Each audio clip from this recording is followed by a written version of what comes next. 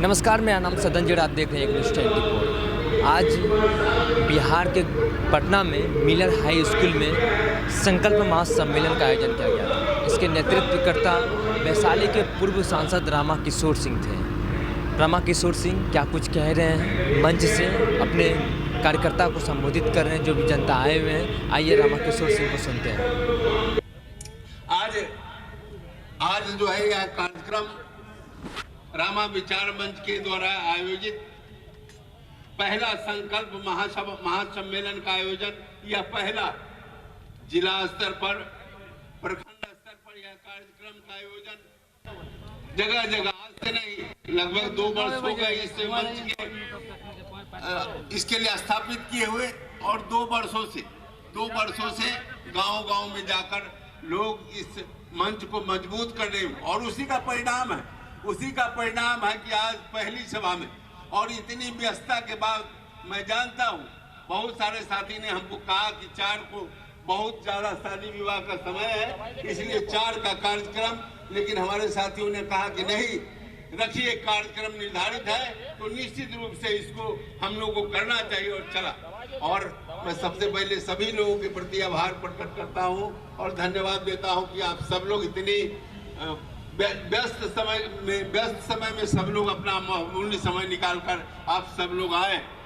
साथियों, आज इस सबसे पहले तो एक बात मैं कहना चाहता हूं, जब आपको किसी भी विषयों को लेकर आगे बढ़ने के लिए सबसे पहले तो संकल्पित होकर आपको विचरण करना पड़ेगा, आगे बढ़ना पड़ेगा, तभी जाकर जिन उद्देश्यों को आप लेकर चले हैं वह पूरा होगा।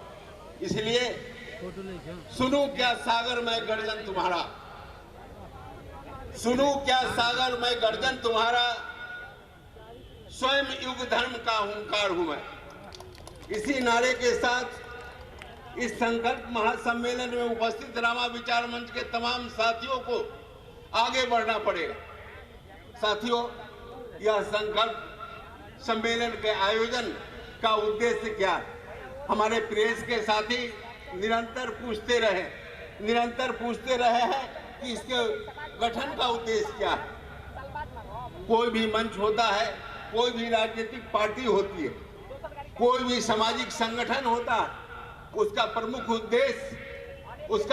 उद्देश्य उन्नत राष्ट्र, विकसित राष्ट्र का निर्माण, विकसित राज्य का निर्माण, विकसित समाज का निर्माण और एक महत्वपूर्ण व्यक्तित्व का निर्माण ही प्रमुख मकसद होता है। तभी हम जाकर उन्नत राष्ट्र की परिकल्पना कर सकते हैं। जब तक व्यक्तित्व निर्माण में हमारा बहुत महत्वपूर्ण योगदान नहीं होगा, तब तक हम एक बेहतर समाज की परिकल्पना नहीं कर सकते, एक बेहतर राज्य की बात नहीं सोच सकते, एक बेहतर राष्ट्र का हम कल्पना नहीं कर सकते। इसलिए तो साथियों, सबसे मूलजड़ व्यक्तित्व है, और समाज को मजबूत करना है, राज्य को मजबूत करना है और राष्ट्र को मजबूत करना है। यही प्रमुख उद्देश्य होता है किसी भी राष्ट्रभक्त का, किसी भी जो सामाजिक कार्यकर्ता है, जो समाज के प्रति चिंता और जागरूकता रखने वाले लोग हैं, तमाम लोगों का यही रहता है, प्रमुखता यही रहता है। तो इस मंच का भी उद्देश्य, प्रमुख उद्देश्य यही है कि एक हम मुखर व्यक्तित्व की स्थापना में जो इस मंच के साथी हैं, उनका क्या योगदान होना चाहिए, उनकी क्या भूमिका होनी चाहिए, यह सबसे पहला उद्देश्य है। जब तक हम व्यक्तित्व निर्माण में जब तक मजबूती और सुदृढ़ता नहीं लाएंगे, तब तक हम बेहतर समाज की कल्पना नहीं कर सकते, और जब बेहतर समाज नहीं होगा तो बेहतर राष्ट्र की कल्पना भी नहीं हो सकता। इसलिए प्रमुख उद्देश्य यही उद्देश्य है। और दूसरा कि आज वर्तमान परिवेश में जो राजनीतिक परिवेश है, चाहे देश का हो या राज्य का हो, उसमें हमारी भूमिका क्या होनी चाहिए। एक जागरूक राष्ट्रभक्त होने के नाते हमारी भूमिका क्या होना चाहिए, इस पर भी हमको सोचना पड़ेगा, चिंतन करना पड़ेगा। क्योंकि आज देश में क्या हो रहा, आप तमाम राजनीतिक पार्टियां क्या करती है, इस पर चिंतन करना होगा। एक प्रबुद्ध नागरिक होने के नाते हमको उन विषयों पर विचार करना होगा, उन पर चिंतन और मनन करना पड़ेगा। और चिंतन मनन इसलिए कि आज संप्रदाय के नाम पर विभक्त किया जा रहा है, जाति के नाम पर विभक्त किया जा रहा है। तो कैसे हम देश में सद्भावना कायम कर सके, सामाजिक सद्भाव हमारा कैसे बरकरार रहे, कैसे स्थापित रहे कि हमारा समाज बिखरे नहीं। हमारा समाज जब तक सामाजिक सौहार्द नहीं रहेगा, जाति के आधार पर और मजहब के आधार पर हम बचते रहेंगे, तो कैसे हम विकसित राष्ट्र की कल्पना कर सकते हैं। तो दोस्त साथियों, इस मंच का यह भी उद्देश्य है कि हम सामाजिक सद्भाव और सामाजिक एकता बनाए रखने में हम अपना महत्वपूर्ण योगदान दें। आज हम समाज को सबल और निर्बल व्यक्तियों की, आज हम क्षत्रियों की, हमारे तमाम साथी भाई मृत्युंजय जी ने और बहुत सारे साथी ने कहा कि क्षत्रिय समाज निश्चित रूप से क्षत्रिय शब्द है वो रक्षा के लिए है, सामाजिक एकता के लिए है, ना कि समाज को विखंडित करने वाले लोगों को प्रश्रय देने के लिए है। इसलिए साथियों मैं कहना चाहता हूँ, आज बहुत सारे हमारे यहाँ पे आए, हमारे समाज के लोग यहाँ पर इकट्ठे हैं। मैं कभी भी जाति की राजनीति नहीं किया हूँ, कभी भी संप्रदाय की राजनीति नहीं किया हूँ। आज उसी का परिणाम है कि तमाम लोग हमारे इस मंच पर हैं। हैदर भाई भी हैं, शशि भाई भी हैं, अरुण यादव भी हैं और तमाम लोग, आज मनोज ठाकुर जी भी हैं। आपको तमाम लोग हमारे इस मंच पे उपस्थित हैं। संजय जी हमारे सासाराम से हैं, मनोज जी सासाराम से हैं, छोटे भाई सतेंद्र जी हैं, तमाम लोग इस मंच पर उपस्थित हैं। उसी का परिणति है। इसलिए साथियों, सबसे निश्चित रूप से मृत्युंजय भाई ने कहा कि हमारा फर्ज बनता है कि हम समाज को कैसे एकजुट रखें, सामाजिक एकता और सद्भाव को कैसे बरकरार रख सके। इस दिशा में हम लोग का खास करके मैं अपने समाज के लोगों से अपील करना चाहता हूं कि आप चिंतन और मनन कीजिए, क्योंकि आप शुरू से आपका इतिहास रहा। आपको यदि कोई अंगुली उठाता है उसकी चिंता परवाह मत कीजिए। कभी आपका स्वर्णिम इतिहास रहा। भगवान राम से लेकर महाराणा प्रताप के वंशज है, वीर शिरोमणि बाबू वीर कुंवर सिंह के वंशज है और उन लोगों ने इस देश की आजादी में इस देश को आजाद करने में आपने देखा है कि उनकी भूमिका क्या रही और सभी लोगों को साथ लेकर चलने का उनमें हमेशा हम लोगों का स्वभाव रहा।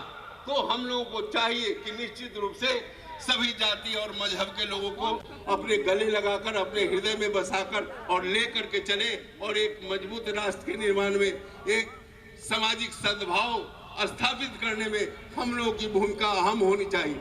क्योंकि आज राजनीति में क्या होता है कि हम अपने निजी कारणों से, हम अपने व्यक्तिगत कारणों से हम राजनीतिक रूप से आपका इस्तेमाल करते हैं और उसका परिणाम होता है कि समाज टूट जाता है, समाज बट जाता है, समाज में दोस्ता और भेदभाव उत्पन्न हो जाता है। इसलिए साथियों, हम लोग को विशेष जागरूक रहते हुए आज भारतीय संविधान की रूपरेखा के अनुरूप हर व्यक्ति के अपने विचारों की अभिव्यक्ति और स्वतंत्र अधिकार है। इसके लिए लोकमत, जनमत संग्रह की आवश्यकता होती है और इसको संवैधानिक रूप से लाने के लिए एक प्रखर नेतृत्व की आवश्यकता होती है। तो आप तमाम लोगों को इन विषयों पर भी ध्यान देना होगा, अवलोकन करना पड़ेगा कि हम सही नेतृत्व को आगे बढ़ाने में हमारा महत्वपूर्ण योगदान हो। आप जब तक विश्वसनीय नेतृत्व आप अपने समाज से नहीं निकालेंगे, तब तक निजी स्वार्थों में आपका इस्तेमाल होता रहेगा। इसलिए साथियों, मैं तमाम प्रबुद्ध साथियों से आग्रह करूंगा, इस मंच से जुड़े लोगों को, कि आप सब लोग इन तमाम बातों में आप सभी लोग ध्यान दें। आज हम बात करते हैं विशेष रूप से क्षत्रिय समाज का, तो आप देखिए कि आपके वंशज महाराणा प्रताप, बाबू वीर कुंवर सिंह, तमाम लोगों ने दलितों, पिछड़ों और शोषितों के लिए काम किया और सभी लोगों को साथ लेकर के चला। तभी जाकर आज महाराणा प्रताप का इतिहास है, बाबू वीर कुंवर सिंह का इतिहास। उसके बाद के आप समय में आइए, सामाजिक न्याय की बात करने वाले भी आप ही के समाज के लोग रहे। बहुत सारी बातें पहले हुई है, लेकिन चंद्रशेखर जी जैसे महान लोग, बीपी सिंह जैसे महान लोग, उनको आलोचना का भी शिकार होना पड़ा, लेकिन उसकी परवाह किए हुए जो सामाजिक न्याय का सही रूपरेखा था किसने दिया? आज बाबा भीमराव अंबेडकर को भी आगे बढ़ाने में आपके ही समाज के गायकवाड़ साहब थे, उनकी भूमिका रही, जो इस देश के संविधान के निर्माता बने। तो साथियों, आपका हमेशा का इतिहास रहा है कि आप सामाजिक न्याय के प्रणेता रहे। इसलिए साथियों, हमारा बार बार आग्रह होगा कि आपको तमाम अपने महापुरुषों के पद चिन्हों पर चलना पड़ेगा। उनका जो स्वरूप था, उनका जो उद्देश्य था, उसको लेकर के आगे बढ़ना पड़ेगा। हमने साफ तौर पर रामा किशोर सिंह को सुना। उनका कहना है कि हमारा मुख्य इस ड्रामा मंच का है कि सामाजिक समरसता को बनाए रखना, और उन्होंने ये भी कहा कि बिहार सरकार कृषि को लेकर ध्यान दे, क्योंकि बिहार कृषि प्रधान राज्य है और कृषि के ऊपर अच्छे तरीके से ध्यान दे, एक नियम बनाए। और जल को लेकर उन्होंने कहा कि जल नीति बनाए बिहार सरकार।